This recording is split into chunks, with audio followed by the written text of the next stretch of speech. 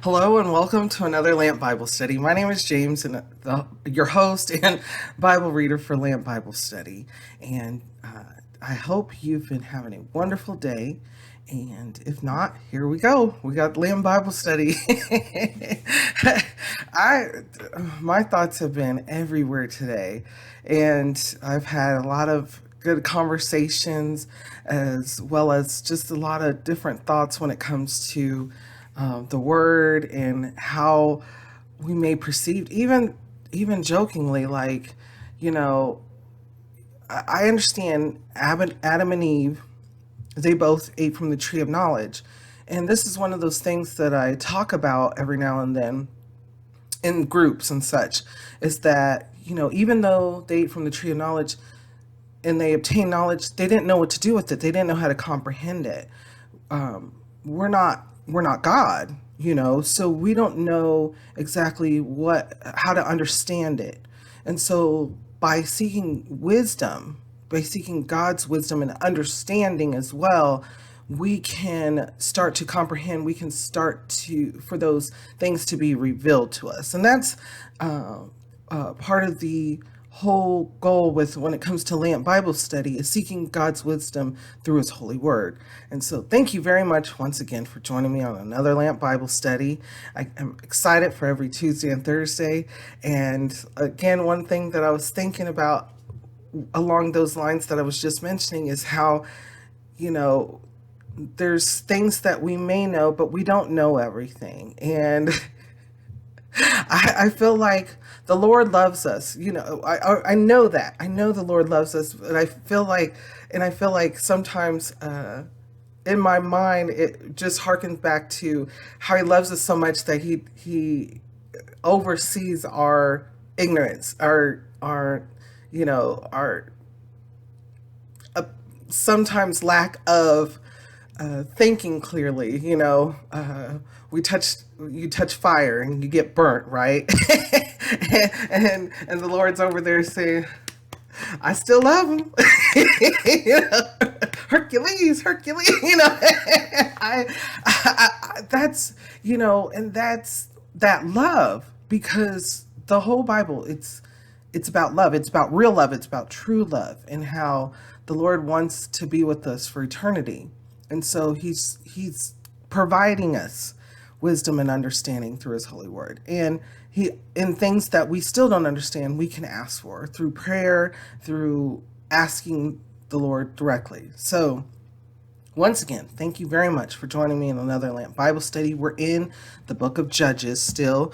We are in the chapter 11. So we're going to start with chapter 11 today in the book of Judges. I'm currently reading from an NIV Collegiate Bible.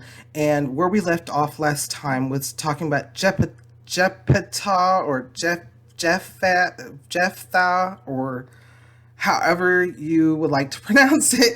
If you do know the correct pronunciation of these names and places and such, especially in the Old Testament, feel free to read along with us and correct them if you know the correct pronunciations and such.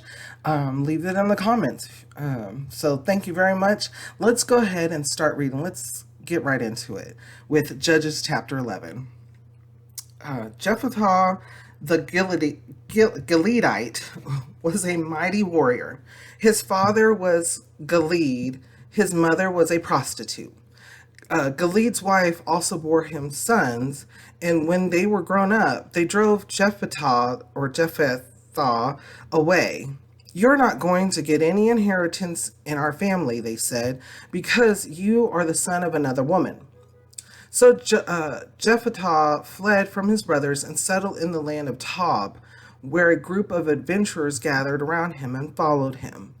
So even just the little details that it gives us, because just like in Ecclesiastes, there's nothing new under the sun, which we're going to go over when we get to that book. Even then, God can utilize anybody, and just those details that we have, we can understand more. He loves us, even whatever we do in life, as long as we humble ourselves and understand that He is holy. He is our God, and he sent his son to save us from our sins. And so, just over this quick beginning here, lots of thoughts and feelings come into mind. How he was looked at.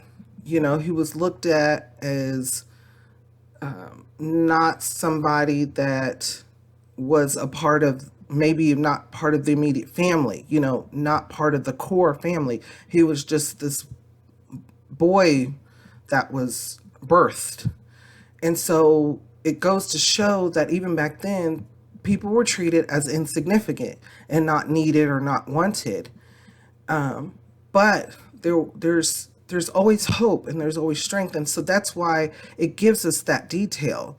It gives us that detail and understanding that even back then, things were the same as they are today. I can think of things where it comes to big families. Sometimes some people in big families can feel like that they're not a part of the family or they're not loved. Whether it's big families or small families, it could be even, we talked about this before, favoritism.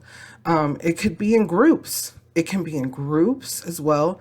And I just want to say another thing. As I mentioned before, even if you don't have a family, you do have a family in Christ. We are all part of the family of Christ. And so, like, look at it as even groups, whether they be church groups, work groups, etc. Sometimes you feel that you're not wanted or you're not needed. But we all are here for a reason. We all have our gifts that the Lord has provided us, our insight, our feelings, our in-depthness, So there's always something for each and every one of us in whatever setting it is. And those feelings and such that you receive, those thoughts and feelings, especially when you're going through something like that, are important. They're part of the story. They're part of your story. They're part of my story. So what kind of thoughts or feelings come to your mind as we go over just these few verses here at the beginning? How does it make you feel, and what does it make you think? Let's continue to read. Sometime later, when the Ammonites made war on Israel, the elders of Gilead went to get Jephthah from the land of Tob. Come, they said, be our commander, so we can fight the Ammonites. Jephthah said to them, didn't you hate me and drive me from my father's house? Why do you come to me now when you're in trouble? So remember, we just read Jephthah, the Gileadite, was a mighty warrior. So they knew that he was someone that they may need in times of certain types of trouble, especially physical trouble. And so he's pointing that out to them, like, well, you knew about me, but you didn't care for me then. Let's continue to read. The elders of Gilead said to him, nevertheless, we are turning to you now. Come with us to fight the Ammonites, and you will be our head over all who live in Gilead. Jephthah answered, suppose you take me back to fight the Ammonites, and the Lord gives them to me. Will I really be your head? The elders of Gilead replied, the Lord is our witness. We will certainly do as you say. So Jephthah went to the elders of Gilead, or went with the elders of Gilead, and the people made him head and commander over them. And he repeated all his words before the Lord in Mizpah. So even then, he even had doubts and questions. It's a human thing. We do have doubts and questions, especially when someone turns around out of nowhere and says, well, actually, we do need you, or we do need you, or we do need your help.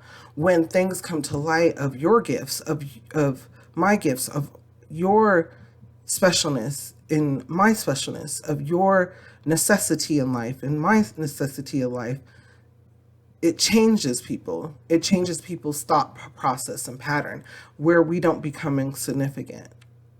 And so looking at that in life, that can happen in what we believe in minor things. It could be such as something at work and as simple as, well, I don't know how to do this. Can you help me with it? To something major important where tragedy strikes. And the only person that knows how to help, whether it be in language, whether it be in healthcare, whatever you may think of, whatever you can think of, you're the only one with that knowledge, with that ability to help. So things can change, and they can change quickly. They can change over time, and they can also change quickly. It's like the wind, it's like the tides coming in and out. And so let's continue to read. Then Jephthah sent messengers to the Ammonite king with the question, "What do you have against us that you have attacked our country?" The king of the Ammonites answered Jephthah's messengers, "When Israel came up out of Egypt, they took away my land from the Arnon to the Jabbok, all the way to the Jordan. Now give it back peaceably." Jephthah sent back messengers to the Ammonite king, saying, "This is what Jephthah says. Israel did not take the land of Moab or the land of the Ammonites. But when they came up out of Egypt, Israel went through the desert to the Red Sea and on the Kadesh.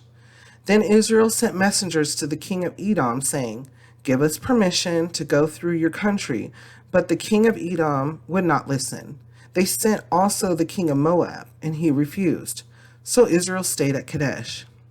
Next, they traveled through the desert, skirted the lands of Edom and Moab, passed along the eastern side of the country of Moab, and camped on the other side of the Arnon. They did not enter the territory of Moab, for the Arnon was its border." So what he's doing is he's replying back things that they repeated and said. And so, as we've known since Moses and then through Joshua, how during those times they repeated things. They said them, they repeated them to each other, themselves.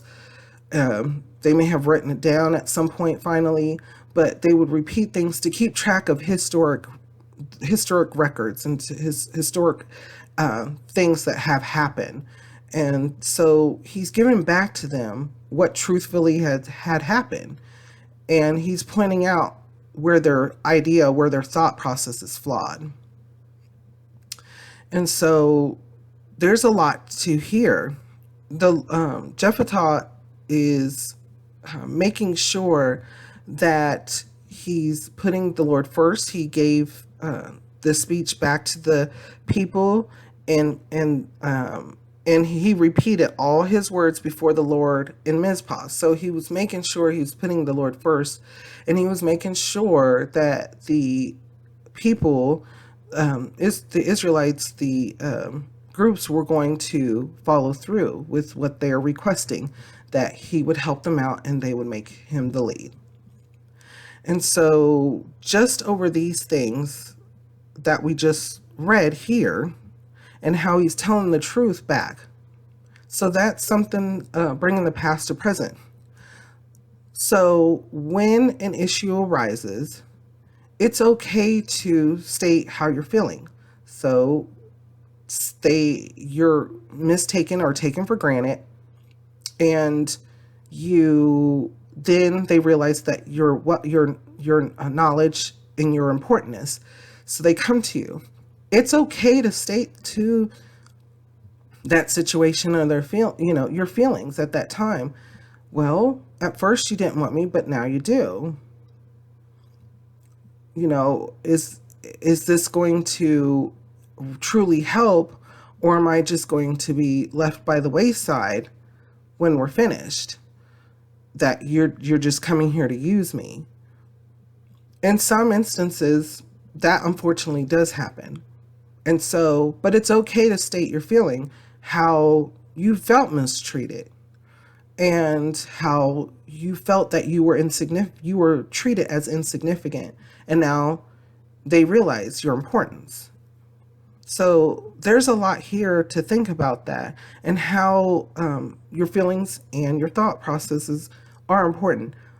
but it's also good to remember to stay with pointing with the Lord, with giving it to the Lord, those thoughts and those feelings, and what the situation is to the Lord, and making sure that you have peace about whether or not you're going to make a decision to go ahead and help, go ahead and accept the role that's been given to you, or the role that's been asked to you or demanded of you.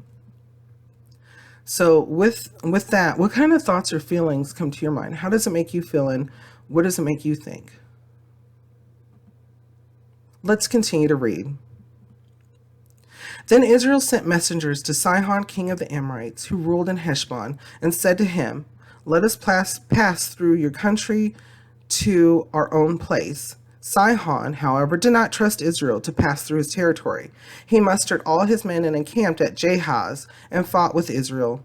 Then the Lord, the God of Israel, gave Sihon and all his men into Israel's hands, and they defeated them. Israel took over all the land of the Amorites who lived in that country, capturing all of it, from the Arnon to the Jabbok and from the desert to the Jordan. Now, since the Lord, the God of Israel, has driven the Amorites out before his people Israel, what right have you to take it over? Will you not take what your God Chemosh or Chemosh gives you? Likewise, whatever the Lord our God has given us, we will possess. Are you better than Balak, son of Zippor, king of Moab? Did he ever quarrel with us, or quarrel with Israel, or fight with them? For 300 years, Israel occupied Heshbon, Aroer, the surrounding settlements, and all the towns along the Arnon. Why didn't you retake them during that time? I have not wronged you, but you are doing me wrong by waging war against me. Let the Lord, the judge, decide the dispute this day between the Israelites and the Amorites. That's an excellent answer. The king of Ammon, however, paid no attention to the message Jephthah sent him. Then the Spirit of the Lord came upon Jephthah. He crossed Gilead and Manasseh, passed through Mizpah of Gilead, and from there he advanced against the Ammonites. And Jephthah made a vow to the Lord: "If you give the Ammonites into my hands, whatever comes out of the door of my house to meet me when I return in triumph from the Ammonites will be the Lord's, and I will sacrifice it as a burnt offering." So, there's a question here as to what Jephthah was thinking at this time. It says, "Then the Spirit of the Lord came upon Jephthah." So, to me, he was thinking, he should be thinking more clearly. And he's giving out a request. And so, we're going to see what this request leads to, and why. So take note of what Jephthah just said. When I return in triumph from the Ammonites, so whatever comes out of the door of my house to meet me when I return in triumph from the Ammonites will be the Lord's. Take note. Then Jephthah went over to fight the Ammonites, and the Lord gave them into his hands. He devastated 20 towns from Aroer to the vicinity of Minnith, as far as Abel Keramim. Thus Israel subdued Ammon. When Jephthah returned to his home in Mizpah, who should come out to meet him but his daughter, dancing to the sound of tambourines? She was an only child. Except for her, he had neither son nor daughter. When he saw her, he tore his clothes and cried, "Oh, my daughter, you have made me miserable and wretched, because I have made a vow to the Lord that I cannot break." "My father," she replied, "you have given your word to the Lord. Do to me just as you promised. Now that the Lord has avenged you of your enemies, the Ammonites. But grant me this one request, she said. Give me 2 months to roam the hills and weep with my friends because I will never marry. You may go, he said. And he let her go for 2 months. She and the girls went into the hills and wept because she would never marry. After the 2 months, she returned to her father, and he did to her as he had vowed, and she was a virgin. From this comes the Israelite custom that each year the young women of Israel go out for 4 days to commemorate the daughter of Jephthah the Gileadite. So she was put into service, basically. And she was put into service directly of the Lord, so she wouldn't be considered to just have a life where she would be given, go out, meet someone and such. She was now going to be in service for the rest of her life. And so she may have not thought about being in the Lord's service for the rest of life, but now she is. And so she had emotions about it, about never being able to experience like a marriage. And so she went into direct service. So some people say that it was his thought process wasn't godly, that Jephthah's thought process was more arrogant. Some people think that no, this was intentional because God was trying to prove a point and show God provides what you ask for, and understand what you're asking for and how you're asking it. And so there's a lot here. I mean, there's sermons upon sermons with this. And so bringing it from past to present, it works the same way, exact same way. So when you are needing something from the Lord, when you're wanting something or whatever it is, assistance, help, healing, etc., understand what you're asking for and who you're asking it from. Don't take it for granted, and don't be arrogant about it. And the Lord will give you peace about your thoughts. Your thoughts and feelings are definitely understood, and it's just a time to meditate and talk with the Lord and have a conversation with the Lord as well. Don't just go into prayer and say, this is what I need, this is what I want, this is what I'm saying, amen. Go into prayer knowing that you're talking to a living God who's going to answer you. So go into it as faith that you believe. And those for you, because you never know. Those of you who don't believe, try it. Think about it. Say, okay, I don't know if there's a God, but I'm going to attempt to do a prayer, and be serious. Be serious, because you can think that it's a joke, but even like they said, Balak and Balaam, I went to a sorceress, and the person was thinking that, hey, I speak to spirits all the time, or make believe, or what have you. And then boom, he spoke directly to the Lord, and the Lord spoke back to him, so much so he gave him a prophecy. So we have a living God, and he's out there. What kind of thoughts or feelings come to your mind reading over these passages? If you're female and you were in that position where someone said, your parents said that they had made a vow and they needed to keep it, and you were part of that vow, would you understand? How would you feel? If you were the parent and you made the vow, how would you bring it to your child? Think about that, because it's not just a vow like we're reading it right now, but it's a vow on other things too. When you can think about it, that's interesting. Marriage is coming up again. Giving your child in marriage, being the person given in marriage. It's a vow, right? What kind of thoughts or feelings come to your mind? How does it make you feel and what does it make you think? Let's continue to read. Jephthah and Ephraim. The men of Ephraim called out their forces, crossed over the Zephon, and said to Jephthah, "Why did you go to fight the Ammonites without calling us to go with you? We're going to burn down your house. We're going to burn down your house over your head." Jephthah answered, "I and my people were engaged in a great struggle with the Ammonites, and although I called, you didn't save me out of their hands.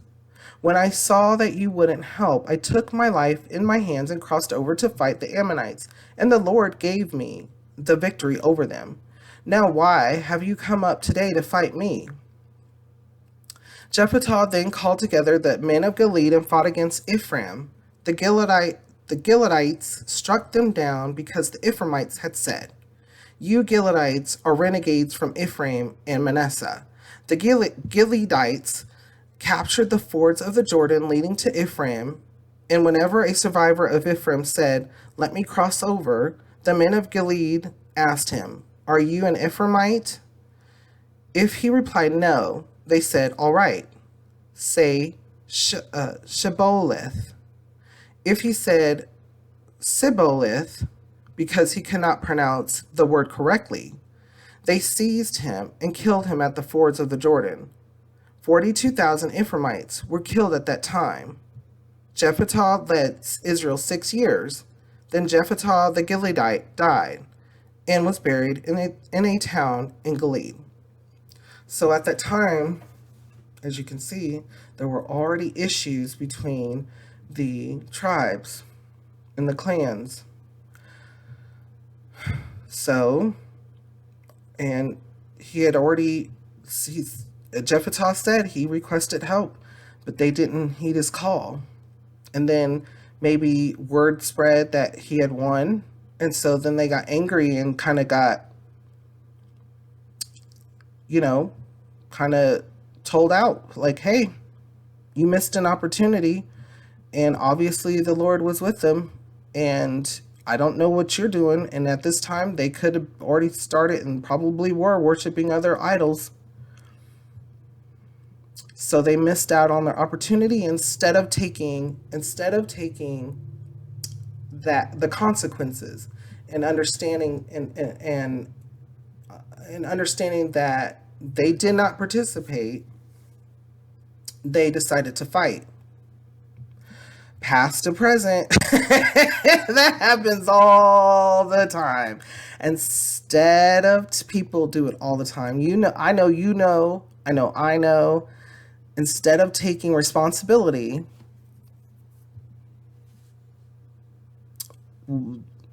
things aren't not going our way, or things went a certain way. Instead of taking responsibility, some people go to fight. Some people start scheming and plotting. It happens. It's one of those things that people think about and do, unfortunately. And as you can see, Ephraim was routed. And there's already starting to be more and more issues during the time of the judges. What kind of thoughts or feelings come to your mind when we read over this? How does it make you feel and what does it make you think?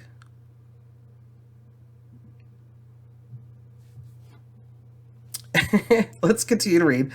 Ibzan, Elon, and Abdon.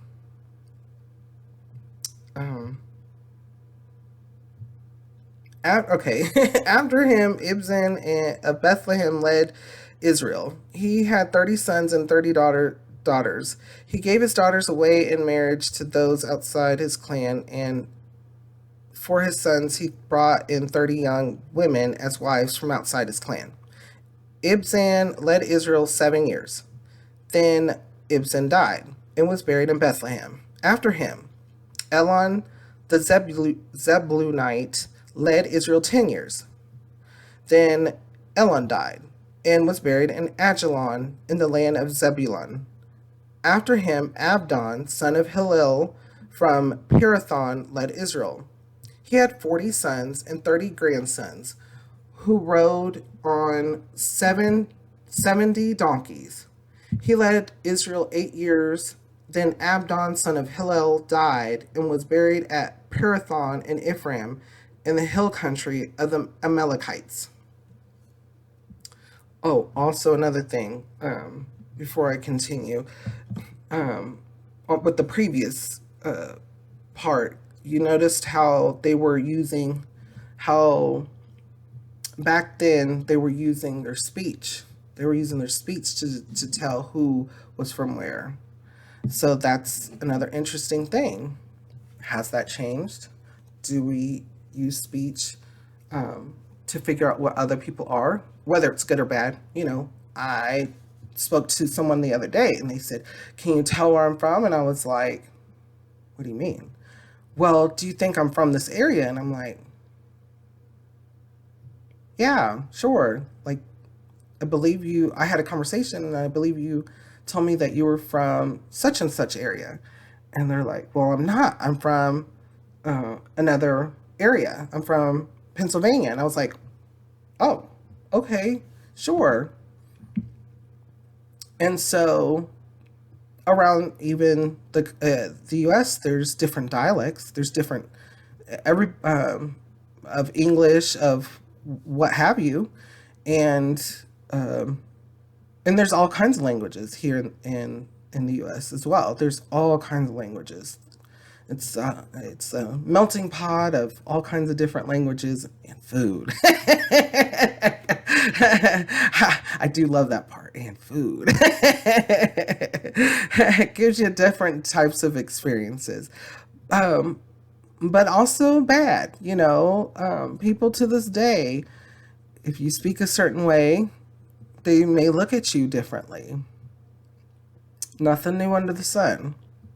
And then moving on to these additional leaders, there's reasons why they had these additional leaders noted, because it's trying to give us time, as well as when Israel had some type of leader and how long it lasted. It's giving us time so it could eventually get us to the next portion. And so that's how they did it in the past, through scrolls and words and sayings, to make sure that they had particular points of interest in history, to make sure that they understood where they were going, how they got there, and where they were going to go. So with that information, what kind of thoughts or feelings come to your mind? How does it make you feel, and what does it make you think? Let's continue to read. The birth of Samson. Again, the Israelites did evil in the eyes of the Lord. So the Lord delivered them into the hands of the Philistines for 40 years. Ooh, goodness gracious. Remember, they fought the Philistines and were originally winning, but they didn't get rid of all the Canaanites, and the Philistines were included. And so here come the Philistines gaining ground again. And because Israel was doing evil in the Lord's sight, once again, not following the commands, doing what other nations and other kingdoms did around them and within them, worshiping the Baals, doing those other practices, and then the Lord can't live with sin, and he's just to punish. So the punishment was Israel was delivered into the hands of the Philistines for 40 years. And they wonder why. It was a pattern. Unfortunately, we still have this pattern today, but as we'll learn by reading, there's going to be a break in that pattern. So let's continue to read. A certain man of Zorah named Manoah from the clan of the Danites had a wife who was sterile and remained childless. The angel of the Lord appeared to her and said, "You are sterile and childless, but you are going to conceive and have a son. Now see to it that you drink no wine or other fermented drink, and that you do not eat anything unclean, because you will conceive and give birth to a son. No razor may be used on his head, because the boy is to be a Nazarite, set apart to God from birth, and he will begin the deliverance of Israel from the hands of the Philistines. Take note of all of that, all those specifications, everything that the angel of the Lord just said. No razor may be used on his head. The boy will be a Nazarite, set apart from God, set apart to God from birth, and he will begin deliverance of Israel from the hands of the Philistines. Let's continue to read. Then the woman went to her husband and told him, "A man of God came to me. He looked like an angel of God. Very awesome. I didn't ask him where he came from, and he didn't tell me his name, but he said to me, 'You will conceive and give birth to a son. Now then, drink no wine or other fermented drink, and do not eat anything unclean, because the boy will be a Nazarite of God from birth until the day of his death.'" So one thing, if I'm not mistaken, when it comes to Nazarite, that's part of on the men's side, they don't shave, including the hair on their head at all, from the time of birth. If I'm not quite sure if it's directly from the time of birth or from a specific time, but according to scholars and such, that the Nazarite, we'll read more about Nazarite, because that comes up over and over and over again. Someone else is a Nazarite. we'll find out who that is too. Very important. So let's continue to read. Also before we read, because there was a quick pause in here. So a man of God came to me. So she knew it was a man of God. So when you're in the presence and the Lord speaking through the angel, you feel that presence. You know what it is. You know right from wrong. You know truth and evil. You know that it's good and just and loving. And so she didn't have to question. She knew, and we will know too when that happens. So lots of things here, past and present. Like I said, you'll know too. You'll feel that comfort. You'll feel that peace, that love, and then you'll want to give that love out.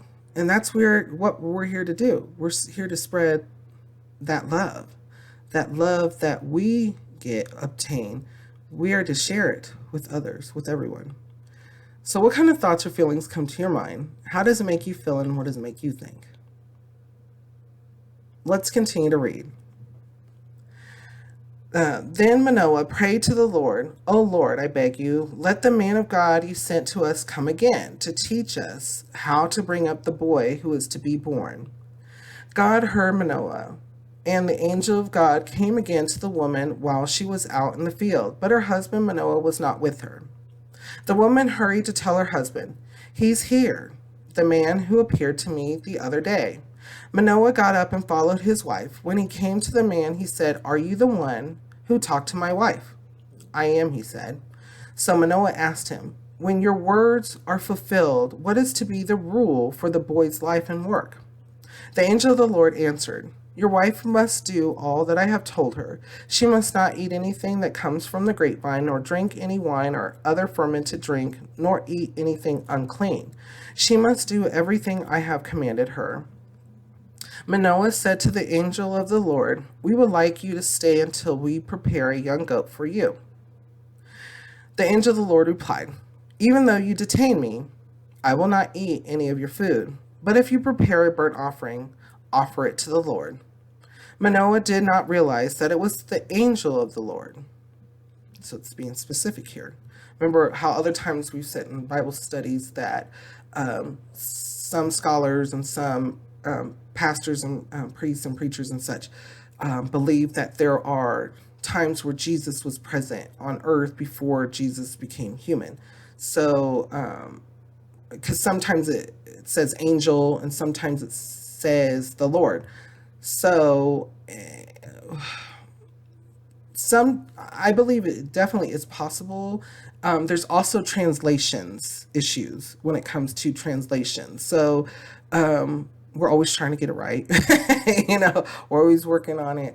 But the main basis of the Bible is still here. It's the main basis of the love, the accuracy of the love is still here in the Bible. So I'm not always for certain if it's an angel, like it says an angel, or if it says Lord as it being the angel of the Lord, or if it's the Lord. And so sometimes I do believe that it may definitely be the Lord, that or a version of Jesus prior to his own birth as a human. So with that quick pause, what kind of thoughts or feelings come to your mind? How does it make you feel, and what does it make you think? Let's continue to read. Then Manoah inquired of the angel of the Lord, "What is your name, so that we may honor you when your word comes true?" He replied, "Why do you ask my name? It is beyond understanding." Then Manoah took a young goat, together with the grain offering, and sacrificed it on a rock to the Lord. And the Lord did an amazing thing while Manoah and his wife watched. As the flame blazed up from the altar toward heaven, the angel of the Lord ascended in the flame. Seeing this, Manoah and his wife fell with their faces to the ground. When the angel of the Lord did not show himself again to Manoah and his wife, Manoah realized that it was the angel of the Lord. "We are doomed to die," he said to his wife. "We have seen God." But his wife answered, "If the Lord had meant to kill us, he would not have accepted a burnt offering and grain offering from our hands, nor shown us all these things, or now told us this."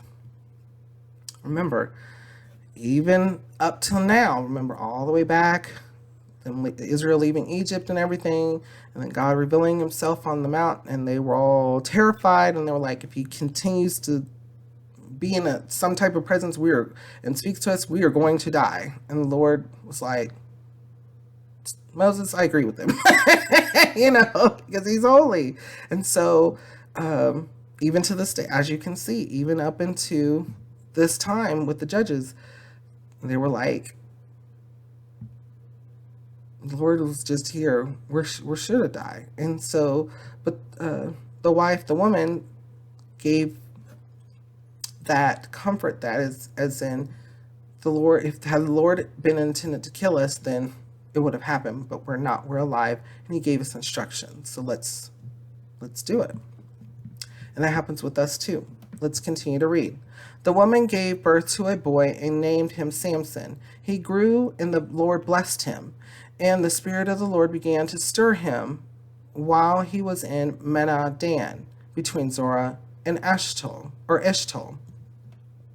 So, like I said, the Lord can use us at any time. He can give us instruction, and we need to be prepared. We need to be prepared at all times, because we never know when that instruction is going to come and what it's going to be or what it's going to contain. We don't know. And so we always want to be prepared. And by meditating on the word, reading it, having your walk and relationship with the Lord, that definitely helps keep you prepared. So, and if not, think about it, because at any time you can be utilized. Now, I do have to say, as much as we do prepare, even whether we prepare or not, it comes in the Lord's time. So we don't know when that is. Bringing again, and that's bringing past in the present. What kind of thoughts or feelings come to your mind? How does it make you feel, and what does it make you think? Let's continue to read. Samson's marriage. Samson went down to Timnah and saw there a young Philistine woman. When he returned, he said to his father and mother, "I have seen a Philistine woman in Timnah. Now get her for me as my wife." Pause. Remember, Philistines were part of the Canaanites. They weren't supposed to be Can we say potential stumbling block? Major stumbling block?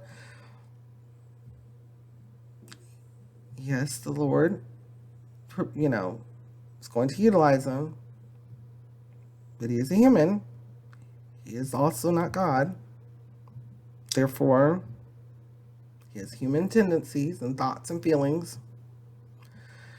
And this is during this Land Bible study, we're talking about Samson. This story's about Samson, and it's very, very, very, very popular story about Samson.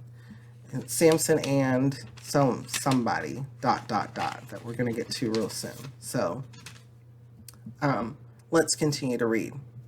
His father and mother replied, "Isn't there an acceptable woman among your relatives or among all our people? Must you go to the uncircumcised Philistines to get a wife?"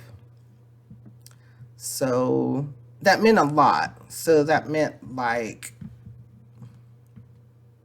people who were like heathens, who were like people who were worshipped other gods, people who were not followers of the Lord, didn't follow the law,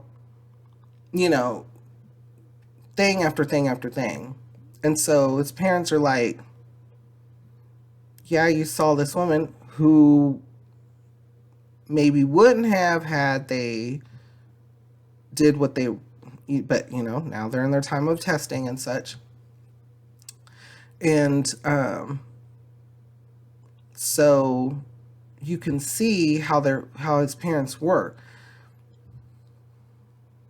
Think about this. Bring the past to the present. Does stuff like this still happen today?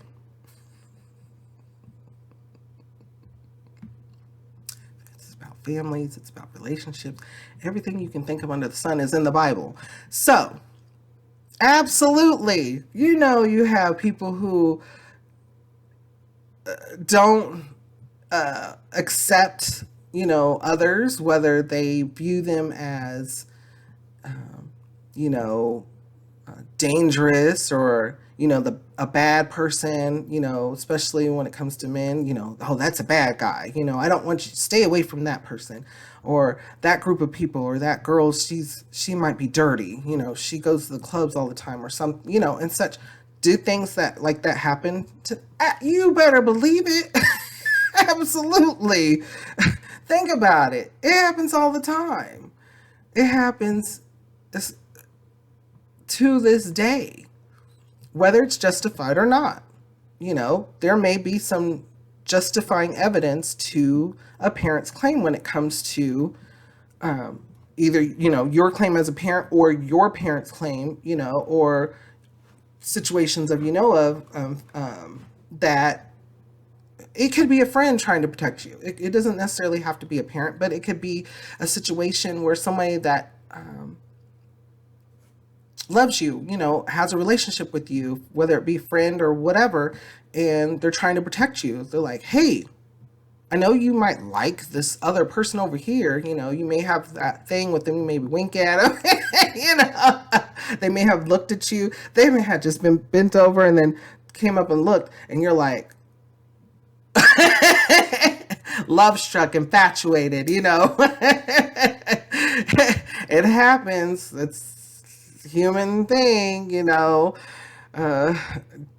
So was his parents justified in saying what they said to him? It's things to think about because it happens today. It happens. You can see about it on TV shows even, that's part of plots. The plot thickens, I'm thinking of like a soap opera right now, but that person is so-and-so. We don't associate with so-and-sos, so. And then the plot thickens and they have that, soap opera like drama. And nothing new under the sun. I can see exactly that here. that happening here. I mean, what kind of thoughts or feelings come to your mind when we read over this portion? How does it make you feel and what does it make you think? Let's continue to read. But Samson said to his father, "Get her for me. She's the right one for me." His parents did not know that this was from the Lord. You never know. Who was seeking an occasion to confront the Philistines. For at that time they were ruling over Israel. Samson went down to Timnah together with his father and mother.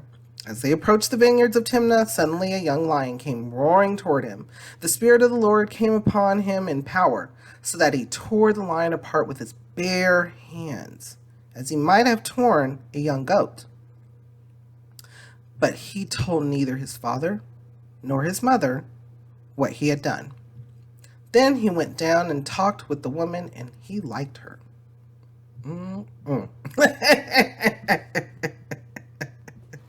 Let's continue to read. Sometime later, he went back to marry her. He turned aside to look at the lion's carcass. In it was a swarm of bees and some honey, which he scooped. Which he scooped out with his hands and ate as he went along. Samson had to have been okay with bugs. I didn't mind the bees or something. I mentioned this before in a previous Bible study. Scaredy cat. Bees. I'll wait.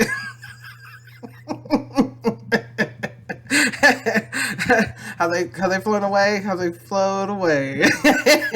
Operation try to get some honey. I would have went directly back to the Lord. Lord, I want some of that honey over there. Can the bees get preoccupied for a little bit?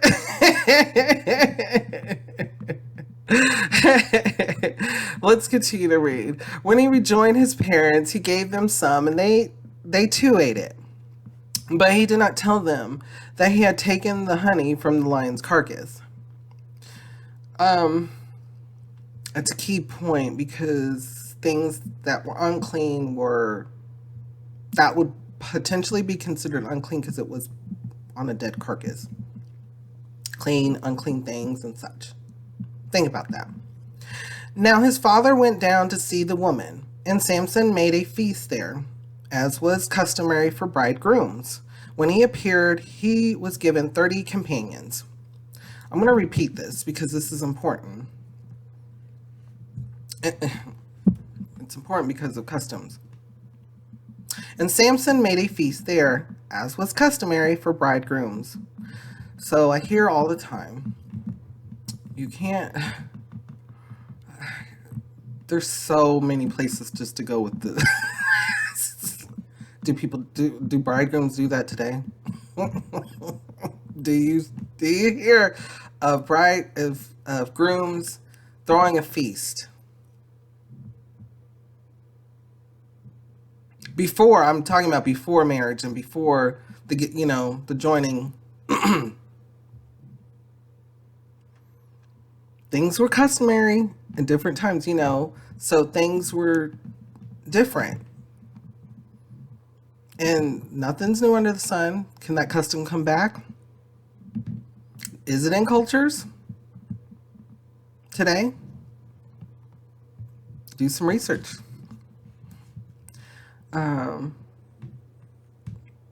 Just a lot there. It says a lot about the times.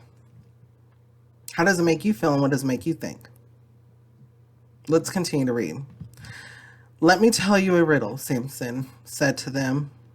Oh, I'm sorry. When he appeared, he was given 30 companions. Right. 30 companions. Let me tell you a riddle, Samson said to them. If you can give me the answer within the 7 days of the feast, I will give you 30 linen garments and 30 sets of clothes. If you can't tell me the answer, you must give me 30 linen garments and 30 sets of clothes.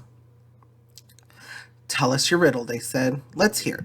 He replied, out of the eater something to eat, out of the strong something sweet. For 3 days they could not give the answer. I'm going to repeat that. Out of the eater, something to eat.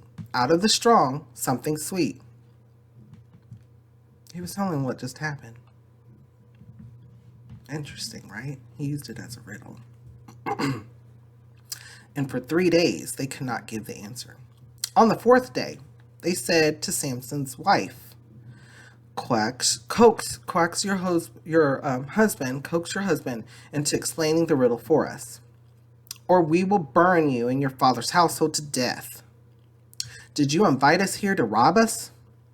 Because that was a lot. What he was asking for about the whole thing, about the garments and such, that was a lot. You had to be kind of wealthy to be able to do that. And so that was a lot to ask.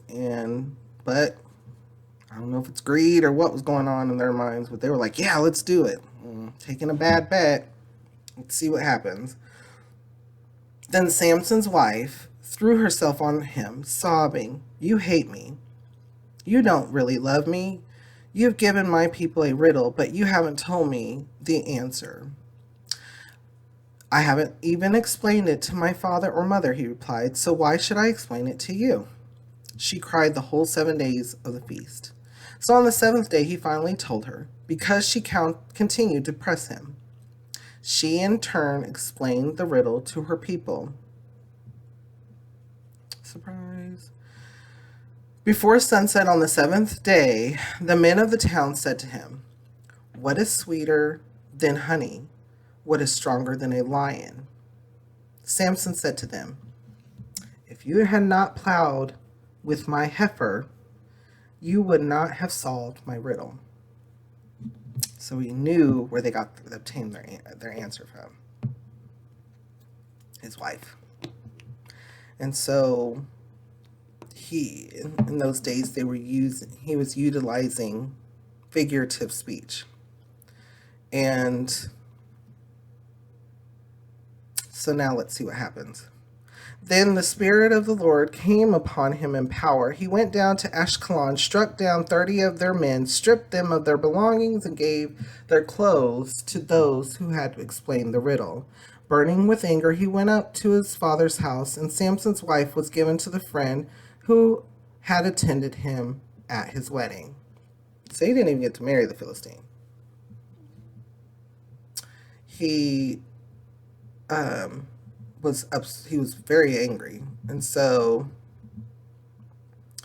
And remember, these were Philistines, so he went down and killed some Philistines, the people who were horribly treating Israel, and ruling over Israel harshly. And so in order to pay the bet,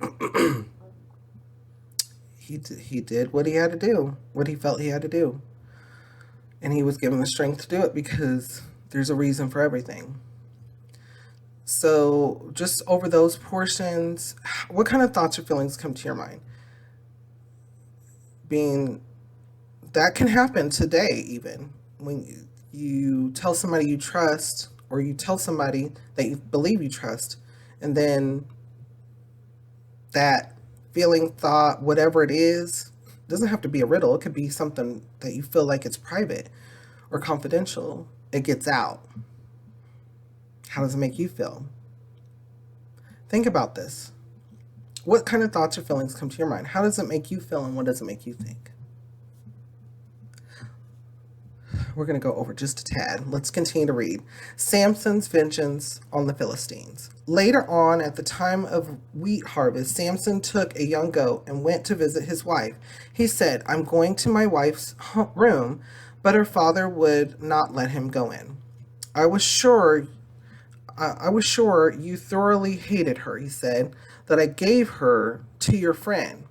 Isn't her younger sister more attractive? Take her instead." Samson said to them, "This time I have a right to get even with the Philistines. I will really harm them." So he was angry. So he went out and caught 300 foxes and tied them tail to tail in pairs. He then fastened a torch to every pair of tails, lit the torches, and let the foxes loose in the standing grain of the Philistines. He burned up the shocks and standing grain together with the vineyards and olive groves. Wow. That was a lot because back then they farmed for everything. And so he destroyed everything. When the Philistines asked who did this, they were told Samson, the Timonite son-in-law, because his wife was given to his friend. So the Philistines went up and burned and her father to death. They hadn't done it, but now they did because she did what she did and they did what they did, and now they're doing what they're going to do. She shouldn't have did that. They shouldn't have done that. And now she's bearing her consequences too. Because so now you can see she got burned anyways. She may have, had she not tried to cheat and then get her husband, her husband to give her the answer so she can turn, this may have not happened. But everything happens for a reason. So now you know. Now we know. The Philistines went up and camped in Judah. I'm sorry, let's go back. Burned her to the father. Samson said to them, "Since you've acted like this, I won't stop until I get my revenge on you." He attacked them viciously and slaughtered many of them. Then he went down and stayed in a cave in the rock of Etam. The Philistines went up and camped in Judah, spreading out near Lehi. The men of Judah asked, "Why have you come to fight us?" "We have come to take Samson prisoner," they answered, "to do to him as he did to us." Then 3,000 men from Judah went down to the cave in the rock of Etam and said to Samson, that's a lot of people, "Don't you realize that the Philistines are rulers over us? What have you done to us?" Lots of issues there. One, the Lord God is the ruler, but they're being punished, so are they being accountable for their sins? Think about that. I'm going with no. They're trying to hold other people accountable. They're trying to find their own scapegoats. Which we went over scapegoats, the reason for actual scapegoats in a previous lesson, where it came to the actual scapegoat for that sin offering and how the goat was let free from the camp to be removed. So nobody wants to take accountability. Let's continue to read. And he answered, "I merely did to them what they did to me." They said to him, "We've come to tie you up and hand you over to the Philistines." Samson said, "Swear to me that you won't kill me yourselves." "Agreed," they answered. "We will only tie you up and hand you over to them. We will not kill you." So they bound him with 2 new ropes and led him up from the rock. As he approached Lehi, the Philistines came toward him shouting.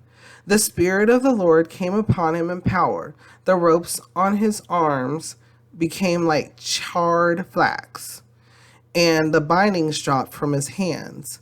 Finding a fresh jawbone of a donkey, he grabbed it and struck down 1,000 men. Then Samson said, "With a donkey's jawbone, I have made donkeys of them."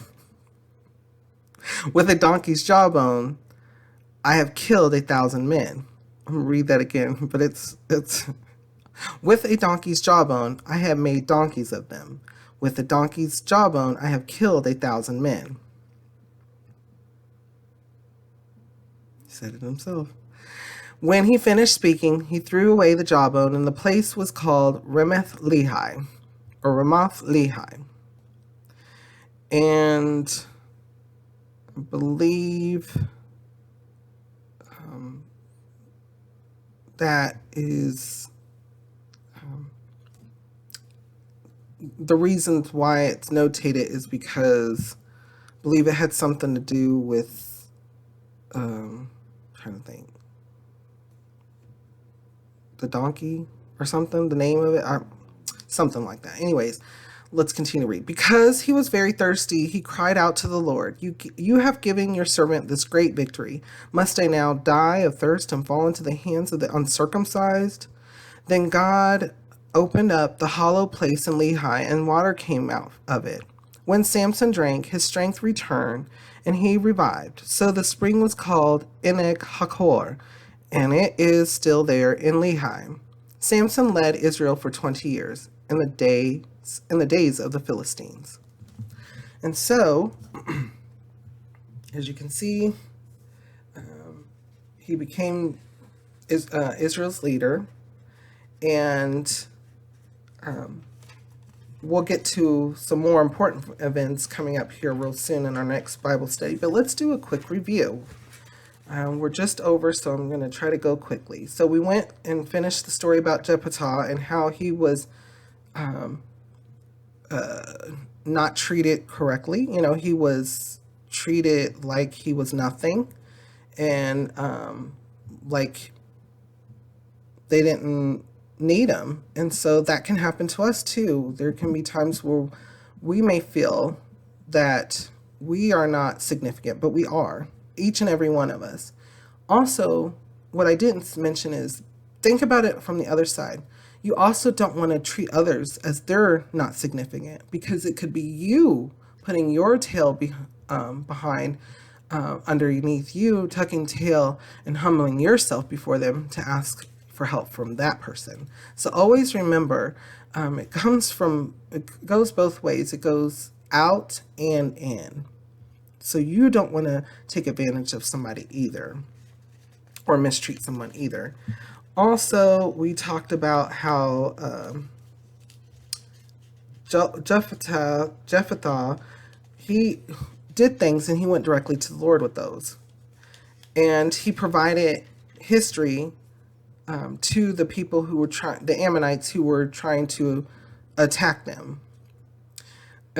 He also provided history, or he also had asked other tribes, but not all the tribes helped. And then all of a sudden, because he was gaining in popularity, because he was successful, then one of the tribes, which the tribe of Ephraim, came and tried to go up against him. And Jephthah was able to rout them as well. And so they're already having infighting within the tribes. And as we can see, they're not continuing to worship the Lord. They're following along with all the other kingdoms and societies that had been in the land of Canaan before. Then we learned about a couple of additional leaders, Ibzan, Elon, and Abdon, how they're mentioned, and so that time can pass and we can understand that there was time, was still moving, was still going along. And then we get to the birth of Samson and how important it was, and key things about him not being able to trim his hair growth, as well as him being a Nazarite. And then we see that Samson decided to ask for a woman, a Canaanite woman, a Philistine, and how actually that thought, that decision and everything came from the Lord. It was for the Lord to start Samson's story, and for us to understand why Samson is so important. And so that's tells us things. So whenever there is a question, whether somebody comes to you, you're the parent, somebody comes to you and says, hey, I think I like so and so, go to God. Have that son or daughter go to God as well. The Lord should be our first. We should ask Jesus. The Lord should be our first thing that comes to our mind when we have decisions to make. And so, and we find out that the idea, the thought process was from the Lord. And so we see what happened when his wife, who was a Philistine, tricked him. What they had told her is if she didn't trick her husband, that they would kill her. And what happens? She still gets killed by the same people. So after she tricked her husband, her newlywed husband. And so then Samson goes out for vengeance against the Philistines, because not only did they originally give his wife to someone else because he was angry, they also then killed his wife. And so he's wanting to get vengeance. And and the Lord's utilizing him. So as you can see, the Spirit of the Lord came upon him in power, and that's when he was able to do unbelievable things with strength. And we can do things with the Lord's strength too. All we have to do is ask and be walking in the way, and believe in Jesus, and things can happen for us as well. So that concludes another Lamp Bible study. And thank you very much for joining me. Please continue to pray for me. I will always continue to pray for you. Lamp Bible studies come out every Tuesday and Thursdays. I pray that we continue to seek God's wisdom together. And if you have questions, concerns, and such, you can always type them in the comments. There's an Instagram page as well as on YouTube, as well as the email contact. You can always send an email to the email contact on the YouTube page. So a lot of thoughts and feelings today, and ideas and things that you can take from this and apply to our lives as well, your life and my life. So wherever you are, I greatly appreciate you continuing to join us for Lamp Bible Study, and hopefully this is fruitful for you as well, because I enjoy the Lamp Bible Study. I'm always excited for it. So wherever you are, have a blessed morning, a blessed day, a blessed afternoon, a blessed evening, a blessed night. God bless.